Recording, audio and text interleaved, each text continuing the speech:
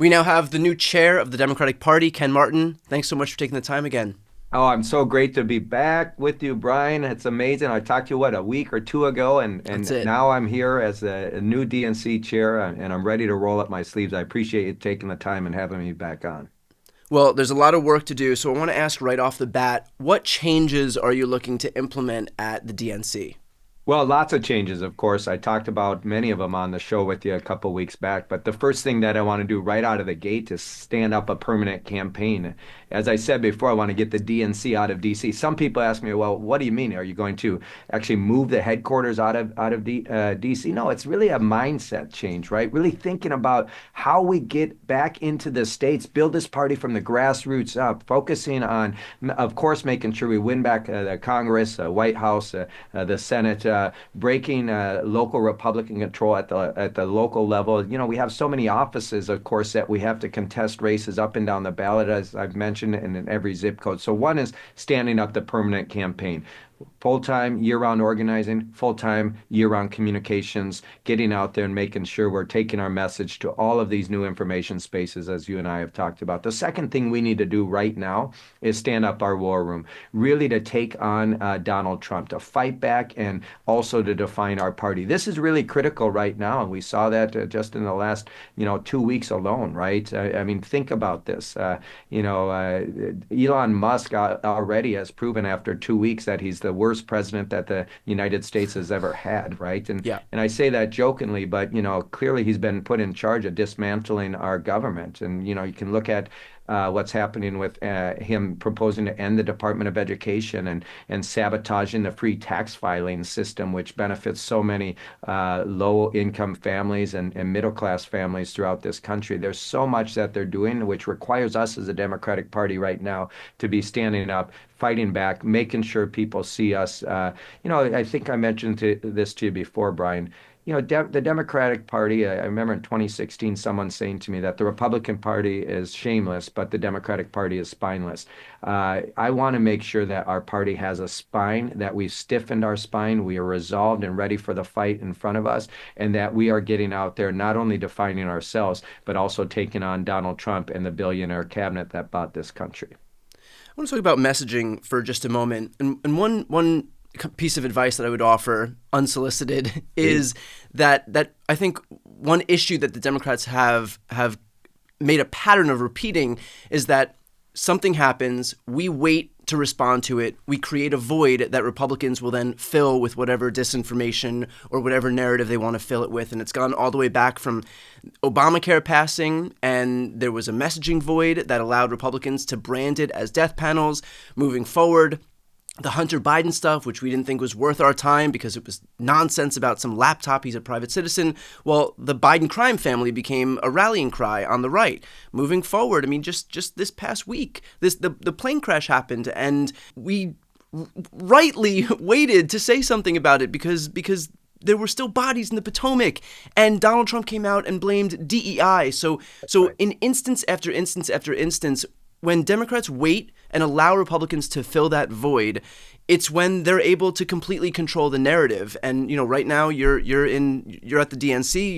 You've got a great opportunity to bring folks in and message. We've got studios there, and I do hope that moving forward we'll see a big sea change there in terms of getting members, getting elected officials and senators out there to immediately own the narrative in a way that we haven't seen before. Well, you're hitting on something that I think is really important here, right? And that's part of the war room, is a real-time messaging operation that responds very quickly, right? Does not allow that space to be filled by Republicans and their misinformation and disinformation operation, right? We talked about this before. Think about after the California wildfire, within hours, not even hours, within minutes, the Republican Party, the conservative movement in this country started orchestrating this completely erroneous conspiracy theory that the reason there was a water shortage is because Gavin Newsom blew up a dam to help save some fish. Of course, Yeah. that percolated out to mainstream reporters. And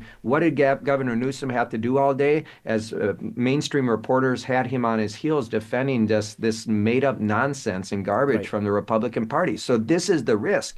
To your point, if we're not actively in real time combating the misinformation, the lies, the garbage from the Republicans, right? We are then on the heels, having to defend ourselves against this crap that's just bullshit. We've got to do a better job as Democrats in responding in real time. And again, I want to be very clear because I think the mistake we make oftentimes is just chasing Donald Trump down every rabbit hole, right? We don't need to win every battle, right? But we do need, or fight every battle, but we do need to win the war. And that means we have to be very smart. We have to be very strategic, but we cannot allow those spaces of misinformation and disinformation to be uncontested.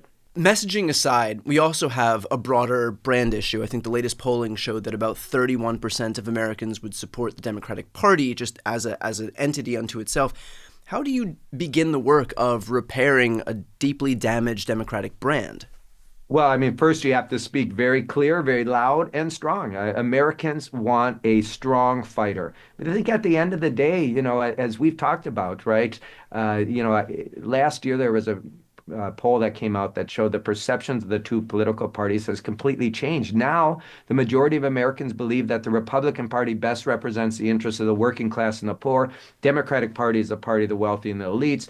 As I said before, of course, the only two groups we overperformed with last year were wealthy households and college-educated voters. That's a damning indictment on our party. So what we have to do, right, is we have to show people that we're going to be strong and stand up and fight for our values and fight for their lives. But what I think is really important here is, it's not our message. And this is really important because I see a lot of Democrats, of course, trying to course correct after this last election and say we need a whole new policy prescription, a whole new agenda. And, Missouri, the state of Missouri is a perfect example in this, Brian. They passed a minimum wage increase, paid family leave. They passed abortion protections, all by wide margins. Those same voters went down the ticket and voted for Donald Trump and the Republicans. So I Right. really want to caution people in this moment to overcorrect and throw out very popular policies that we champion as Democrats. The challenge is really partly a brand problem, but it's not a message or policy problem. It's a messaging problem, right? And you highlighted the fact that we need to be more proactive and respond in real time. That's part of the challenge for sure in combating misinformation and disinformation. But the other piece we need to do is figure out why in the hell people are not connecting the things that they support by wide margins throughout this country. These things are passing in ballot initiative and referenda, yet people are not connecting them back to our party and candidates. That's a messaging problem. People need to know that we give a damn, right? And, as I've said, it's really important to remember in this big tent coalition that we have as Democrats, what unites us, right? And I talked about this last time, and I'm going to talk about it again, because the reality, what unites us as Democrats is economics, right? A corn farmer down in southern Minnesota, like my father-in-law, and a steel worker up on the Iron Range, and a new refugee in the Twin Cities, the thing that unites them is a belief in the American dream, the idea that if you work hard, you should be able to build a better life for you and your family and climb the economic ladder. That's what unites this big tent coalition in the Democratic Party. We need to get back to that in terms of our brand. We need to center the conversation around kitchen table issues and focus on the things that really animate voters again and give them a sense that we haven't forgotten about them. And I'll tell you, Brian, I'm going to just quickly share a story with my father-in-law. He's a beef cattle farmer down in southern Minnesota, and he voted for Democrats his whole life. Yet in 2016, 2020, and 24, he voted for Trump. And the reason I share this story is because when I asked him, "Why'd you vote for Trump?" thinking he'd give me some sort of, reason around egg policy or farming. It really came out pretty clear is that he was feeling forgotten. He was talking about the fact that his school that he went to has closed down and consolidated with another school, so he didn't have a Friday night football game to go to. The clinic on Main Street that he took his wife to for her health care is closed, so he's got to drive 50 miles for health care. The church that he went to and that I was married in has closed down. So here's this guy, 85 years old, has a knot of anxiety around his future. He should be living carefree. He's on the end of his life, but this guy is Yeah. worried about his future and his community drying up around him. That's what we have to understand again, right? That politics at the end of the day is very personal for people. It's perceptions and feelings about feeling forgotten and left behind, feeling like no one gives a damn about their lives. That's what we have to do as a Democrat. I come from a very working class background, and there's so many people just in my own life that have left the Democratic Party who've been with us for years who don't feel like we're fighting for them anymore or we give a damn about them or their communities. Maybe I'm wrong here, Brian, and I could be, but I think it's getting back to basics, just being the champion for the little fella, right? Just being the champion for the person who, lives in rural America or in the suburbs or in the urban core who's not feeling like they can get ahead right now. It's much more complex than that for sure, but I just think we got to get back to basics and be the champion for working people in this country again. One particular subgroup that Democrats did not perform well with was young men. They pose a particular problem. Obviously, it's a cohort that I'm focused on because I share a lot of attributes with them. What is your plan to approach that issue? And the reason I ask that in particular is because for young Gen Z men, I mean that's a cohort that Democrats in the past should have no issue with. I mean, the notion that when I was growing up as a millennial, that we would not have young millennial men when we were 18 to 25 would be a complete fiction. And now the sad reality is that we have lost young Gen Z men. And so moving, that's the future. If we lose young folks now, then moving forward, Democrats are going to have a really tough time being able to consolidate support. So what do you do about the young folks who have lost, who have left the party? Well, first, I mean, let me speak specifically to young men because I think that, I have two young men who are my sons, 22 and 20, right? And Yeah. I had, when their friends come over and they're drinking beer, I sit around and listen to what they're talking about. And there's real despair about their future, right? A real sense, as you listen to them, that they feel like, so many other people around them are getting ahead, but for them, they're not quite able to. And, I think part of this is we oftentimes talk about as Democrats about how we can help people's lives. We never really give people a sense of what that looks like, and particularly young men who are interested in building wealth and prosperity, who are really interested, but feeling like they're not given as much of a opportunity to do that.